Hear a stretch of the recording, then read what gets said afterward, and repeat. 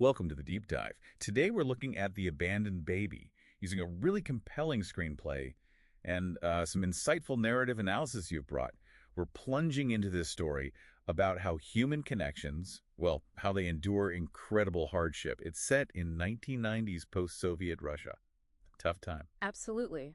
And our mission, really, for this deep dive is to see how love, sacrifice, memory, how these things aren't just passive survivors. They're actively shaped, maybe even strengthened, when everything else just seems to fall apart. You might find some surprising insights into resilience here. Okay, let's get into it. First up is Andre. There's this letter he writes. It's from a war zone, described as a frozen wasteland, shells falling. How does someone even hold on to hope there? Well, the analysis really emphasizes that writing the letter itself is key. It's more than just sending news. It's framed as a vital coping mechanism for him. The source says it's like the only way I feel like I'm still human out here. It's about fighting dehumanization. You really feel that vulnerability. Oh, definitely. Lines like, every time I close my eyes, I see you, and thinking about their son every damn day. It's raw paternal love amidst chaos. And there's something else too, right? This scarf Tatyana gave him. It's mentioned as a kind of armor. Yes, exactly. It starts as just a tangible link, something physical from home. But the narrative suggests it grows into something more, a symbol, emotional protection almost, a shield against the despair. Right. So while Andre is facing that horror, Tatyana is facing something else entirely back home. The story shifts to her apartment. It's described as colder now, dim, and she makes this devastating choice, abandoning their baby. And this is where it gets incredibly complex. It sounds on the surface like the worst thing imaginable, but the sources are clear. Not out of apathy, but out of love. It's a paradox. Driven by what? Just sheer desperation. Total desperation, crushing poverty, no support system, nothing.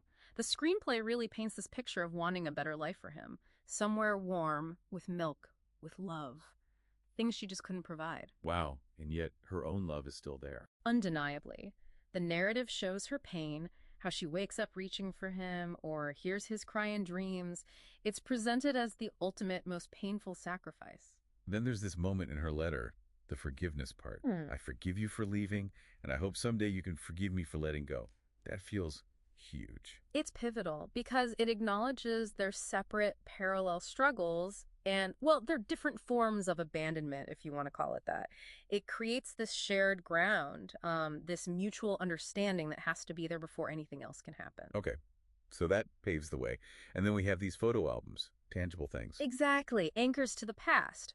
First, there's a family album. That one seems to be about processing shared grief, looking back at family history, showing resilience, love, even when, as the text says, they didn't have much. But then the couples album, that plays a different role, right? Especially after Andre comes back. Oh, absolutely. This is after he knows about the baby. The narrative describes him hesitating, just touching the cover. You feel his pain. But then he opens it, sees pictures of them happy. Foundational happiness, the analysis calls it. Tatyana laughing, simple moments. And that changes something. It's a catharsis. He whispers, we were happy. Even with nothing, a leaking roof, they were happy. It's not just looking back, it's like recalibrating his whole perspective. And that leads to him saying, they can't take these from us.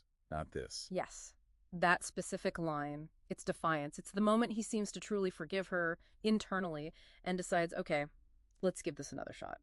So the shared hardship, the war, the poverty, the loss, it didn't just break them. Paradoxically, no. The analysis suggests it actually fortified their connection in a way, confronting it together, not hiding from it.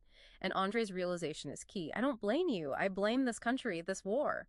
He shifts the blame outwards. Which allows for empathy towards Tatyana. Exactly. Genuine empathy. It moves their love beyond, simple romance into something much deeper, mature, built on understanding, sacrifice, forgiveness. It's quite a journey. Tatyana and Andre show us that even when everything seems designed to tear people apart, that capacity for connection, it's incredibly strong. It finds a way. It's not about pretending the damage isn't there, is it? Not at all. It's about the commitment to rebuild right there in the wreckage, brick by brick. Their story really says that authentic love isn't about perfection. It's about endurance, sticking it out, finding wealth and memory and connection when everything else is gone. So a final thought, perhaps, for you listening. What are those tangible memories, or maybe those profound acts of forgiveness, that anchor your most resilient relationships? And what promises do they hold, even when life throws its worst at you?